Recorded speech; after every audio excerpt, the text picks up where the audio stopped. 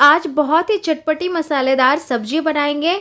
इसके लिए सबसे पहले एक कांदा ले लेना है, बहुत सारे लोग इसे बांडा भी बोलते हैं। अब इसे छील करके काट लेना है। काटने के बाद इसे फ्राई करेंगे ऑयल में, थोड़ी सी गोल्डन क्रिस्पी ब्राउन होने तक इसे फ्राई कर दें। थोड़ा सा नमक डालें ताकि जल्दी से सॉफ्ट हो जाए। अब हम इसके लिए मसाला तैयार करेंगे। तो यहाँ पे 2 चम्मच सरसों लेंगे, उसमें डालेंगे लहसुन और 1 छोटी चम्मच हल्दी पानी डाल करके इसका एक फाइन पेस्ट तैयार कर लें। तो ये फाइन पेस्ट तैयार हो चुका है। यहाँ पे ये कांदा भी फ्राई हो चुका है। तो चलिए अब इसके मसाले बनाएंगे। इसमें डालेंगे अजवाइन और मेथी, थोड़ा सा भूनेंगे और मसाले को डाल देंगे। इसके बाद थोड़ा सा पानी डाल के लाल मिर्ची पाउडर और थोड़ा सा नमक स्वाद अनुसार डाल करके इन्हें मिक्स करेंगे। अब यहाँ पे डालेंगे आम का अचार, इसे डाल करके मसाला भून लेंगे ऑयल रिलीज करने तक। तो ये मसाला रेडी है।